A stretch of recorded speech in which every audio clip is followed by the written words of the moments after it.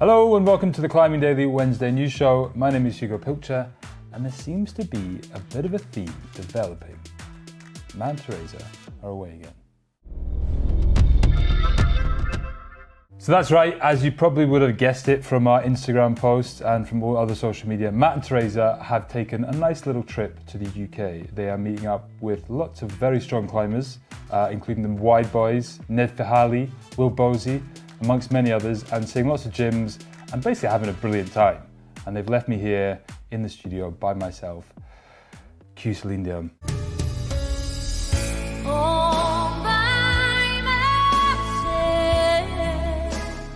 That's another theme that's developing in this show, but my mum was always a fan of Celine Dion, so I'll take it. First up, we got some hard tri-climbing from the UK. It happened back in May of this year, but news is just starting to come out of an E10 7A first ascent in the Lake District by British climber Craig Matheson.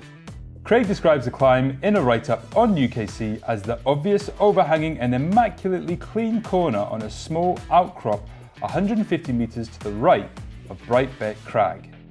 Craig has called the route hard cheese and is his hardest route to date.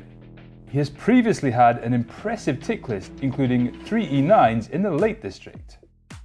I'm not really sure why Craig decided to wait from May until now to put that news out, but hard cheese looks like a hard route in the Lake District. Another amazing line up in the north of England. Right, next up, we are going from the north of England to the north of Italy. Jonathan Siegrist has made a repeat of Adam Ondra's Goldrake 9A+ in Cornalba. Jonathan is on a bit of an Italian road trip at the moment, and he has already managed an ascent of Lapsus, Stefano Ghisolfi's 9B, and he managed Goldrake in just 4 sessions. We managed to catch up with Jonathan while he was in Italy for a bit of a chat about this route. I chose this route, Goldrake, because I saw that quite a few climbers had done it and really enjoyed it. And it also, from the photos and from Stefano's video, it looked like a route that I would really enjoy, which was true. I loved it. And then, you know, I was interested in it, but maybe there were a few others I was considering. You know, we watched the weather, and the weather here seemed the best. And when I researched a little bit about Cornalba and the history and the other climbing here, it was like sold. I was sold, you know. It also, I think, is a little bit of a obscure crag. Like, especially for a traveler like me, and I love that kind of thing. I love to come and just like, you know, have the Italian experience, and every day we were here with great people, super nice people, and you know, a little bit off the beaten path. I dig that kind of thing. My first couple of tries on the route, I had really good sensations, so I knew that it was possible for me to do it fast, but man, I've lived enough in this climbing life to know that I can never count my eggs before they hatch, you know? And I've had plenty of experiences where I felt like I could do something easily next try, and then it takes me days more. So I'm always quite cautious to predict how long something will take me. But you know, that being said, I think it did maybe go a little faster than I expected. I think I got lucky with conditions and psych and all that kind of stuff. So, you know, when you get lucky, I think you gotta just ride the train and enjoy it, because there's going to be a time, I'm sure not far ahead in my future, when I don't get lucky. So I have to remember times like this, you know. Jonathan is imminently about to head back to the US, but I would say that is a job pretty well done. A 9B and a 9A+ on his trip to Italy. Good job. Right, next up is Adam Ondra time. Adam Ondra has made the second repeat of Stefano Ghisolfi's route Erebor in Arco.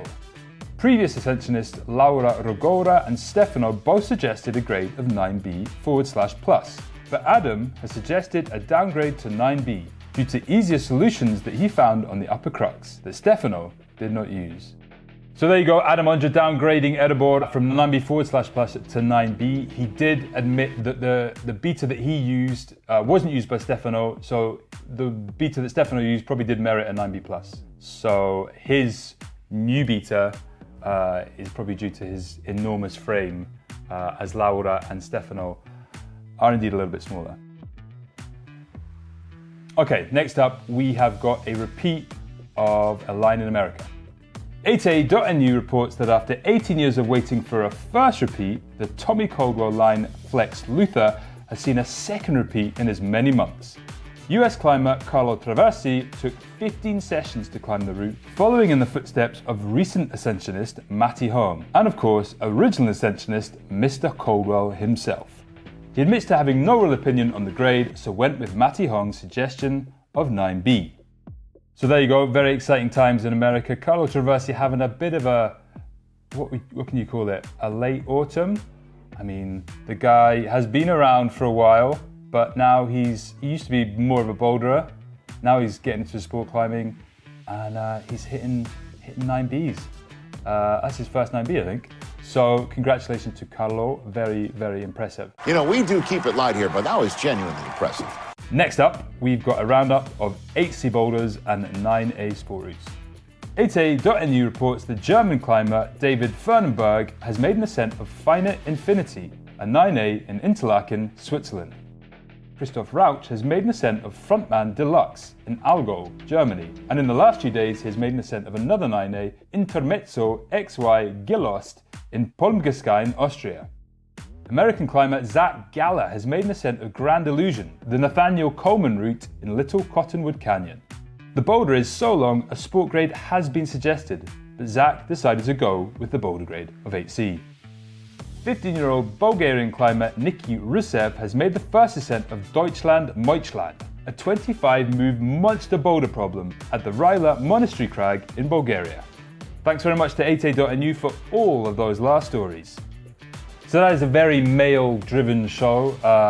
The ladies were not quite out in force this week. If you do know of any ladies' ascents, let me know. Write them down in the comments below, and I will hit myself in the face for missing them out. But next up, we've got the 9B counter.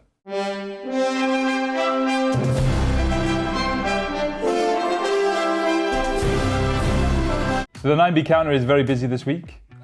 We have Adam Ondra. He downgraded the route, but it's still 9B, so that goes in the counter. Carlo Traversi, Flex Luthor, 9B, that goes in the counter. No 8C pluses, so just 8Cs. Nice. Nice. Nice. Nice.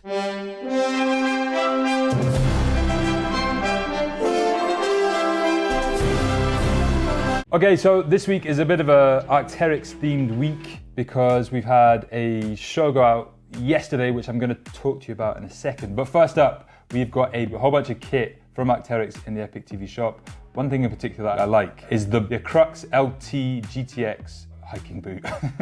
I mean, it's a hiking boot, but it's very cool. And if you like hiking, get on down. We've got some cool hiking stuff at the moment in the shop, which is very cool. And maybe that would make a good Christmas present for somebody. I mean, they are quite expensive, but they'll last you a long time. I might get some for my dad, if he's nice. Come on, give your old man a hug. Right, next up, we've got media. The media that I want to talk about, and it's a bit of a special week. We've been working very hard on this new series, which features Ines Papa and Luka Lindich and their adventures in Alaska. Here's a little clip.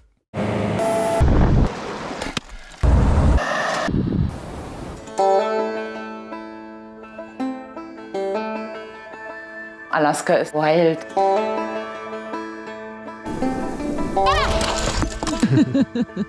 Yeah, the whole idea was kind of go with a different approach as usual. We wanted to be open-minded for whatever Alaska would allow us.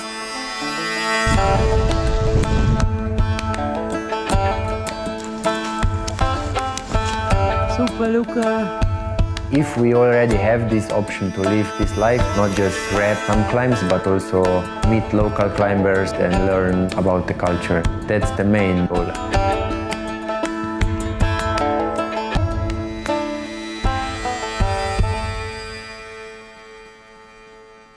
That was a little teaser from the first episode. It dropped yesterday on Climbing Daily. We're all very excited about it. Teresa and Matt have been texting me very excitedly all week about it as well. It's just a bit of an exploration into Alaska and their experience there and their travels, and it kind of feels like you're spending a bit of time with Luca and Ines, and they're both very lovely people. So I would encourage you to go and watch that.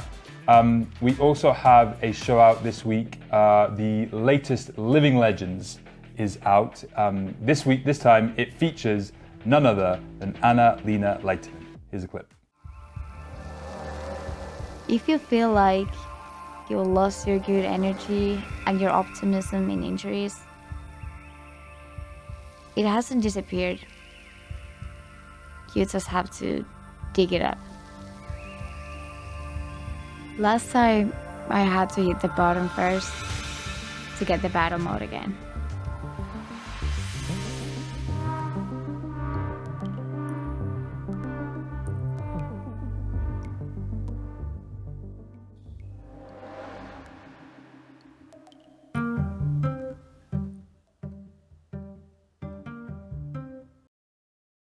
So there you go, so very exciting videos out at the moment. There's loads more as well.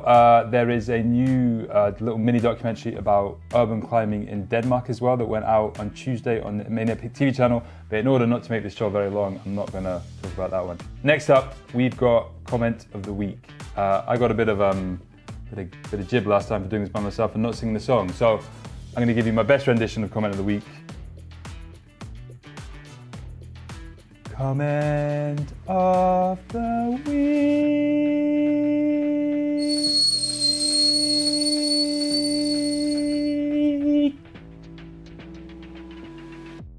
Okay, so we were talking last week about Will Bosey, and Will Bosey has recently done an ascent of mutation. The first repeat of Steve McClure's route, which was initially graded in 1998 at 9A. So basically, Florian Untenfrauner, which is a great name, and he wrote this in German and in English, but he says that first ascent of open air, 9A plus, at the Schleier waterfall in Tyrol. The route was originally rated 9A by Alexander Huber. Adam Ondra proposed a rating 9A plus as the first repeater of the route. The route would be the world's first confirmed route with this level of difficulty. There you go. So that predates 2001 by Chris Sharma. I mean, I think Chris Sharma's will always be the first 9A plus because it was like, at the time, it was heralded as the first 9A plus. When you start backdating things, it just gets a bit complicated. We can get into this whole kind of conversation about downgrading and upgrading routes. What would be interesting is if somebody came along and upgraded mutation to 9B. That would be interesting. But anyway, I think that at the end of the day, the routes are of their time. And when you start going back and backdating things, of course it still counts. But I think everybody will always think of that Chris Sharma bibliography route as the first 9A plus.